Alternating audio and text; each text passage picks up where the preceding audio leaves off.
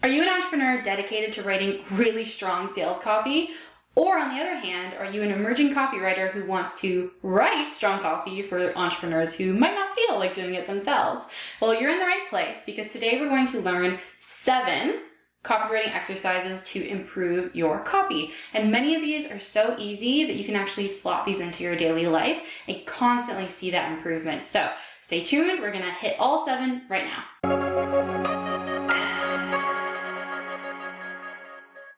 Welcome back to the Emma Gibbons YouTube channel. Here we talk about copywriting and content marketing for entrepreneurs. So if that sounds interesting to you, then please consider subscribing and hit the notification bell so that you never miss a video.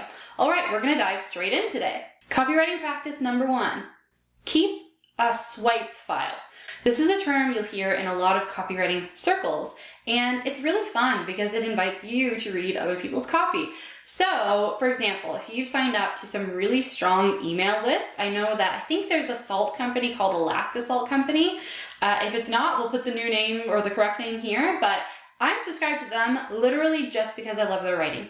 I'm not really their target market, but they have really fun personality-filled emails. So I try and read what they've written. And what I do in these cases where I've come across emails that are really strong or sales pages that are really awesome, etc., I actually will keep track of these in a Google Doc, or you can also keep track of them in like a spreadsheet, whatever works easiest for you. But basically you're creating this swipe file where you can swipe some copy, put it in there. I always make sure to check that I have tracked where it came from. So I'll usually put the link if it's a web page, or I can put a direct link to the email in my inbox. You could also just create an inbox folder where you just send all of your favorite emails over there, so you can always check them back on the left. What a swipe file does is it constantly keeps you inspired. So let's say you have a promotion that's a bit odd for you. You've never done it before. Well, if you have organized a swipe file for yourself, you can look at how other people have pitched that type of thing. And it can give you some structures to work with, so that way you're not really starting from scratch. Now, you're not going to copy and paste what they've written, because that would be plagiarizing and that would be terrible, and you also wouldn't sell anything because you have to know your ideal clients. But it can be really useful to see powerful structures and also what it is that you like about that writing. We're going to go into this a little bit more about how you learn from reading other pieces of copy, but essentially this main tip is to just keep track of all of the copywriting that you really have enjoyed and that felt good to you. What made you feel like you wanted to buy something? And then you can kind of start to ignore anything that is not as effective. So, tip number 1, swipe file. Copywriting practice number 2 is really awesome and intense.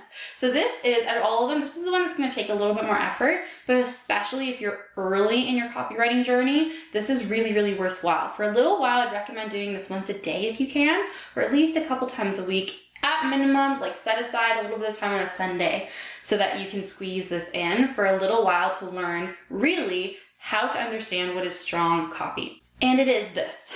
Analyze a piece of copywriting. When I say analyze, I want you to take that piece of copywriting, kind of like what you did with your swipe file, where you might have even copied and pasted it into a Google Doc while tracking where it's from. And then you're going to go line by line. You can either print it out and do it. I would probably recommend that, but you can also go line by line and add comments in the margins in a document, like a Google Doc. And you're going to start, number 1, by breaking down the structure.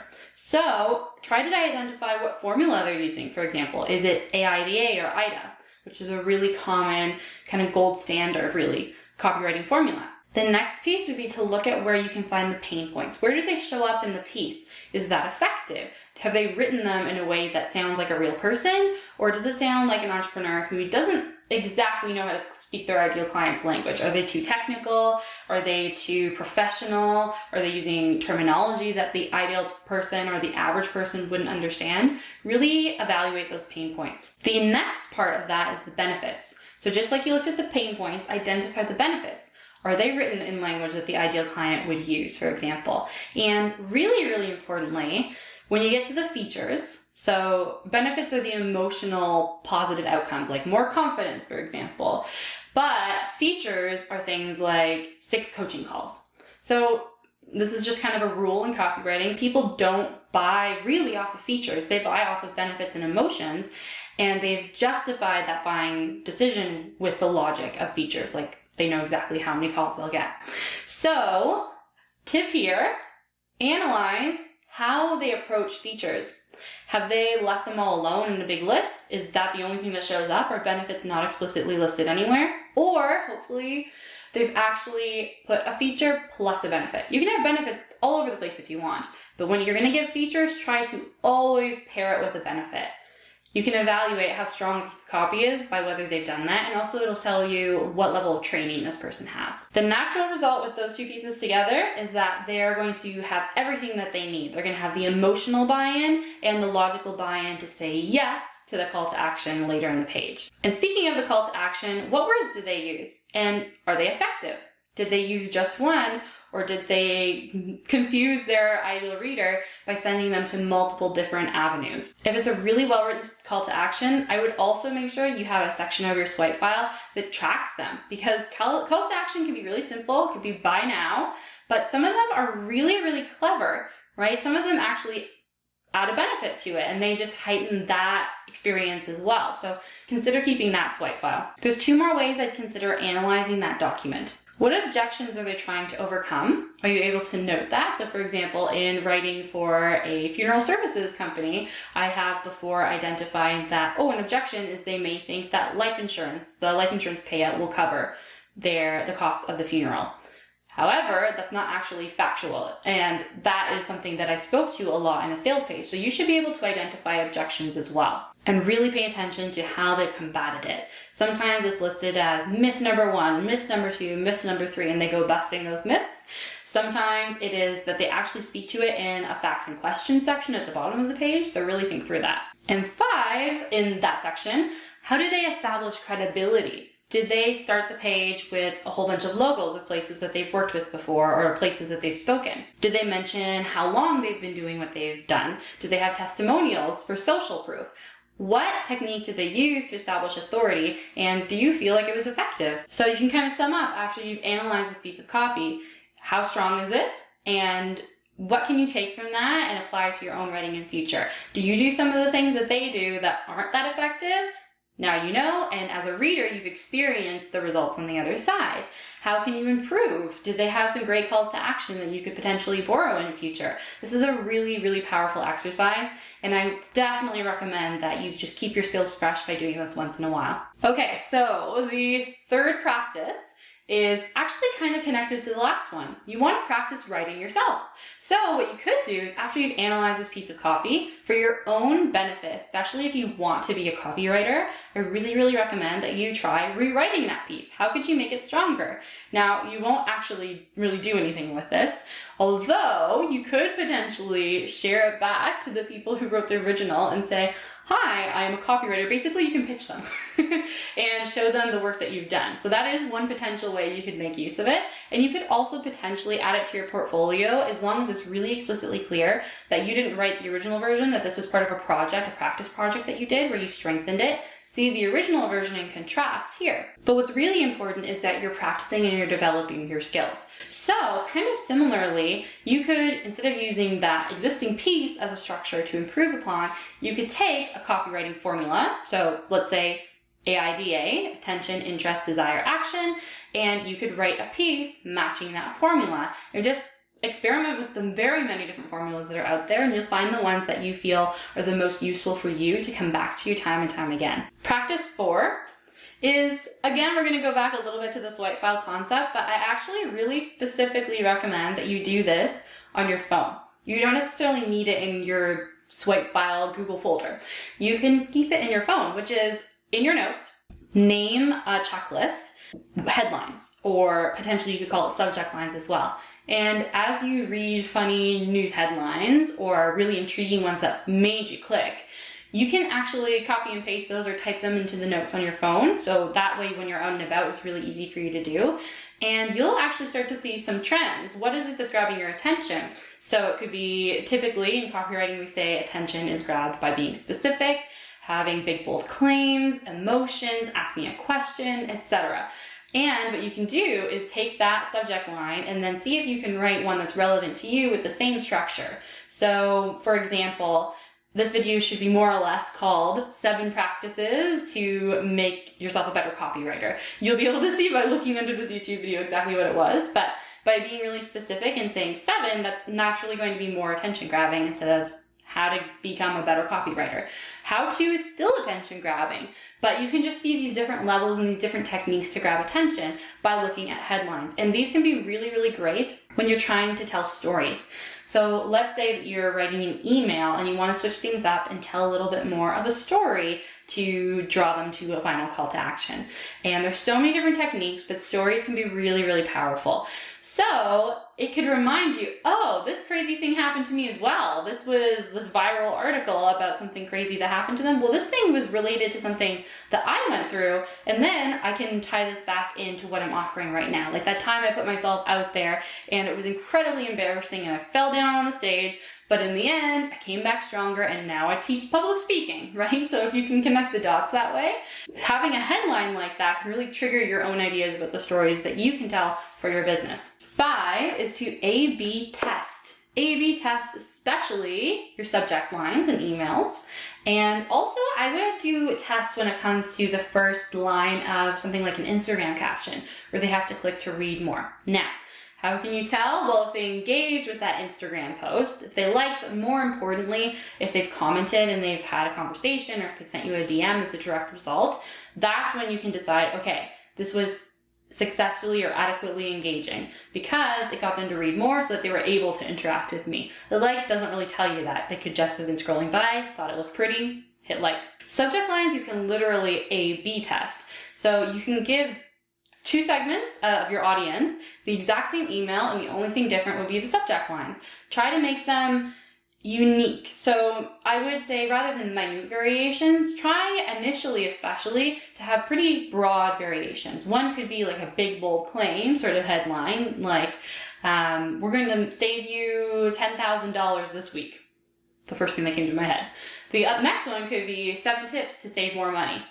So you're kind of trying different techniques. One is a big bold claim, one is specifics or numbers, and you can see how the 2 respond. You can also test a positive subject line versus a negative subject line. So many different ways. I would start every time that you're going to draft an email to draft it and then pop in at least 2 subject lines for yourself. So you can A/B test and you can start to see what really resonates with your audience. 6, make use of a software. So this is the easiest one that you can do on a daily basis. Like I said, I promise some of them will be super, super, super easy. And so the software I'm going to mention is Grammarly, but there are a lot of different softwares. Like we have Hemingway, we have so many different softwares. But I really, really recommend Grammarly because it helps you with the technical aspects of writing as well as the tone of writing. So it can actually pick up on tone and say, this email is likely to sound happy or conversational. It can also tell you that this should be a semicolon instead of a colon, that sort of thing. So you can actually get better at your craft. It explains why. It'll actually connect you to the rules. And it just gets you thinking as well about your word choice because it will also catch when you have too many inverted sentences, for example. So it really, really helps you to become a better writer and ultimately a better storyteller because it can help you to simplify sentences, eliminate unnecessary words. It becomes more captivating that way. So really recommend Grammarly. But like I said, there's a lot of different softwares out there. Consider getting something to keep you more aware. Something that's also smarter than the default kind of editing tools that you have or spell check tools. You really want it to look at tone as well. So something that's able to do that for you. You can do a lot with Grammarly's free version, but as a professional writer, I use Pro and it really provides this extra support and I constantly utilize it. It's enabled so it can help me when I'm writing one-to-one emails to a client, but it can also help me when I'm drafting Google Docs. So highly recommend that you use some sort of software to improve your writing skills. And number 7, way better than a software because a software, yes, it's going to pick up on certain structural elements, but it's not a human. It can't experience emotions that your ideal client would. It can't be subjective and talk about rhythm and the feeling behind words. And it just doesn't have the experience of being a copywriter either, right? They're not actual copywriting softwares. They are really targeting writing in general. They're not that specific. So a human, a writing coach is always going to be better than a software because they can also talk you through things, strategize with you. This is why I highly, highly recommend to both emerging copywriters and entrepreneurs who want to write their own copy that they actually work with a writing coach. I have had my own mentors. I currently still have a writing coach, even though I am also a writing coach myself, because it's really important to always be refining your craft, have that second set of eyes, have someone to be accountable to, so that way you do complete your drafts for sales emails, etc. on time, and that way you have everything set to go for your latest launch. I highly recommend getting a writing coach. So for example, I have my junior copywriter right now in Emma Gibbons Content and Copy, my business, Sarah. She started out in writing coaching with me, and we covered basically growing her business from the ground up together. And I realized she was so talented and she was able to pick up everything that we were coaching on so quickly that I actually brought her on to help me with some of my client projects as we started to get busier and busier. So writing coaches can create incredible relationships if you're an emerging copywriter. And I've been able to help so many entrepreneurs to learn how to structure blog posts, how to make them SEO friendly. So even getting into the content side, plus writing really high converting sales pages. So highly recommend it. If you'd like to explore writing coaching with me, Emma, then you can click the link in the description below, and I'd be happy to talk with you about it. Basically, with me, you get one monthly strategy call, so we can look at your milestones, any upcoming launches, what we need to create and get in place so that you can sell out that upcoming launch.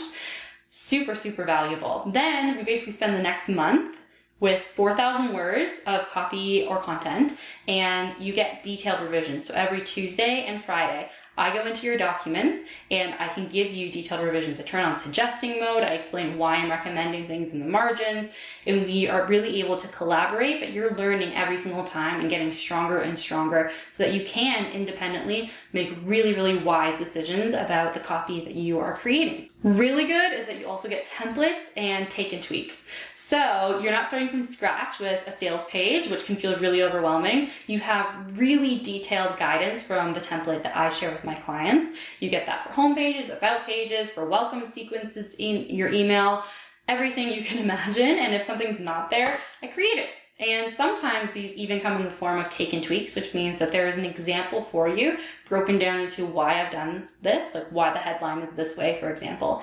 And you can have that as a starting point. So it's even a little bit fuller than a template. So you're never alone. You're never starting from scratch. Really makes a big difference. Oh, and you also get Voxer support. So that way, if you have a question between copy reviews on Tuesdays and Fridays, send me a Voxer message and I can help you figure out what it is you're working through. So highly recommend it. Would love to see you there. Check out writing coaching in the link in the description below. All right, that's it. We went through all 7 tips, 7 practices for how to become stronger at copywriting. I am so excited to see some of the results that you create. I am really, really confident that if you employ even like 2 or 3 of these practices, you're going to become a better writer. Whether that is your dream job or you just need to write your own copy at the stage of business that you're in, you're going to walk away from these exercises so much stronger and have better results, make more sales.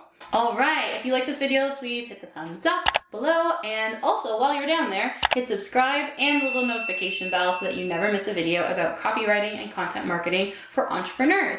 I am so grateful that you spent this time with me, and I hope to see you in writing coaching soon. All right, bye.